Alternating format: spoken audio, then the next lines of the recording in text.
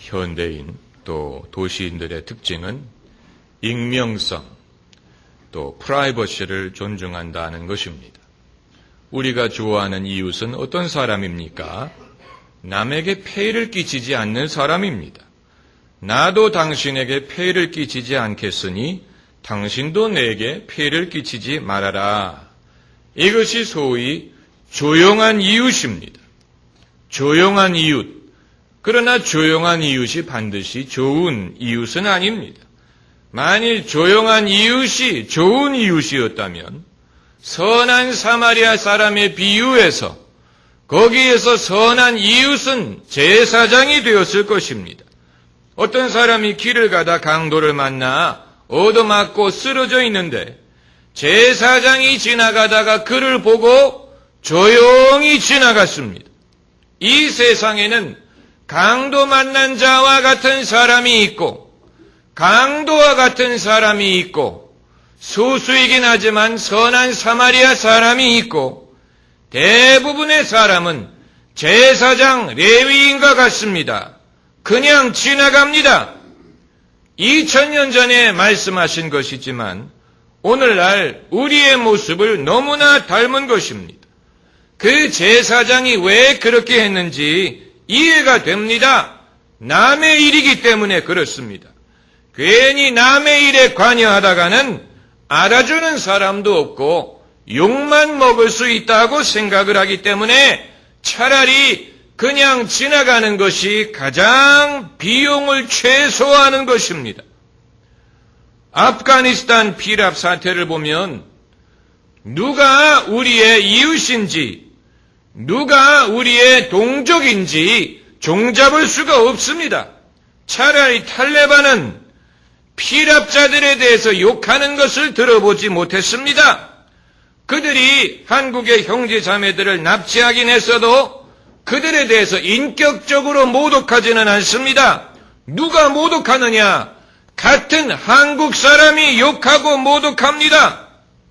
왜 정부가 만류했는데 고집을 피우고 갔느냐느니 왜 한국의 개신교인들은 유별나냐느니 개인의 종교적인 이유로 갔는데 왜 정부가 세금을 쓰면서까지 도와줘야 되느냐? 이게 한국 사람들의 입에서 나오는 말입니다. 도대체 누가 우리의 동족이고 누가 우리의 이웃인지 종잡을 수가 없는 것입니다. 어떤 이들은 피랍된 이들이 돌아오게 될 때 고개를 푹 숙이고 와야 된다고 주장을 하기도 하는데 그러다 보니까 피랍자들의 가족은 많은 고통을 겪으면서도 죄인처럼 고개를 들지도 못하고 소리를 내지도 못합니다. 피살된 분들의 가족들도 소리내서 슬퍼하지 못합니다. 여론의 눈치를 보기 때문에 그런 것입니다. 여러분, 선교하러 갔다가 납치됐기 때문에 정부가 안 도와줘도 된다면 그럼 해외에 놀러 갔다가 납치된 사람들은 정부가 도와줘야 된다는 얘기입니까? 도대체 어떤 일로 해외에 갔다가 납치가 되어야 정부가 도와줘야 될 명분이 있다는 얘기입니까? 정부는 못하러 있습니까? 우리가 그들을 못하러 뽑아주었습니까? 못하러 세금을 냅니까? 어떤 이들은 교회가 세금을 안 내기 때문에 안 도와줘도 된다고 생각하는데 그리스도인들이 세금을 냅니다. 그걸 생각해야지요. 교회도 냅니다. 저도 냅니다. 소득세 냅니다. 모르고 아무 말 하지 말라 그러세요. 모르고 말하지 말라 그러세요. 알지도 못하고 함부로 의견 말하는 것은 그건 익명성 뒤에서 비겁한 것입니다. 말을 하려면 떳떳하게 하든지 아니면 말든지 익명성 뒤에 숨어서 말하는 것은 비겁한 것입니다. 비겁한 것입니다. 정부는 못하러 있습니까? 국민을 보호하기 위해서 있는 것입니다. 여러분, 이런 일들이 일어나면 납치된 자들이 그리스도인이냐 누구냐 그게 중요한 게 아니지요. 대한민국 국민이라는 것이 중요합니다. 선한 사마리아 사람의 비유에서는 강도 만난 사람을 도와준 사람이 사마리아 사람, 외국 사람이에요. 외국 사람이 도와줬다는 것입니다. 피해자가 어느 나라 사람이냐, 그건 중요하지 않습니다. 그런 대우는 우리가 기대하지 못할지언정 같은 한국 사람끼리 도와야 되느냐 말아야 되느냐를 놓고 다투는 것은 의리도 없고 사랑도 없고 정도 없고 미움, 다툼, 대립만이 남아있다는 얘기입니다. 원치 않으면 안 도와줘도 됩니다. 내버려 두면 순교할 것입니다.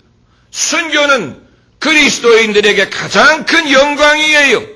예수님도 십자가에 달려 죽으셨고 예수님의 제자들도 순교했고 수많은 그리스도인들 순교했습니다. 기독교 신앙은 순교자의 피 위에 세워졌습니다. 내버려 두면 순교할 것입니다. 그렇지 않고 도와주려면 정성껏 말없이 도와줘야 됩니다. 여러분, 만일 이번 피랍자들이 그냥 평범한 민간 구호단체에서 간 것이었다면 여론은 차라리 조용했을 것입니다. 여론이 들끓는 이유는 그리스도인들이기 때문이 교회가 파송을 했고 신앙적인 목적으로 갔기 때문에 여론이 들끓는 것입니다. 그리스도인들은 평화의 사람이고 온유하고 착한 사람들입니다. 우리는 누구에게 피해를 끼치고 싶지 않고 누구와 부딪히는 거 원치 않습니다. 가능하다면 모든 사람과 평화롭게 지내기를 원합니다. 그러나 그럼에도 불구하고 부딪히는 것이 불가피할 때가 있는데 바로 오늘 본문 말씀에서 나를 인하여 너희를 욕하고 핍박하고 거짓으로 너희를 거스려 모든 악한 말을 할 때에는 너희에게 복이 있나니.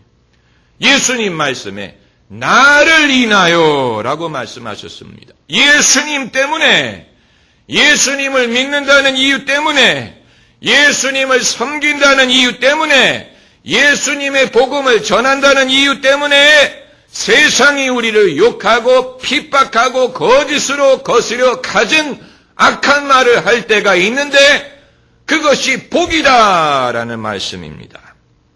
왜 세상이 그리스도인들을 욕합니까? 예수님 때문이. 결국은 예수님 때문이. 나를 인하여 라고 말씀하셨어요. 결국은 예수님 때문에 예수님 믿고 섬기는 사람들을 욕한다는 얘기입니다. 다른 성경 구절에는 너희가 나를 인하여 모든 사람에게 미움을 받을 것이다 라고 말씀하셨고 그랬습니다. 예수님은 이미 2000년 전에 십자가를 지고 죽으시고 고난을 당하셨는데 아직도 예수님 미워하는 사람이 있다는 얘기냐? 있습니다. 그게 바로 예수 그리스도의 남은 고난의 분량입니다. 이것은 우리도 동참해야 되는 부분입니다. 세상이 너를 미워하면 나를 먼저 미워했음을 알라고 말씀하셨습니다. 우리가 그냥 집에 앉아 있으면 가장 편안하지요? 뭐하러 피서를 가고 여행을 갑니까?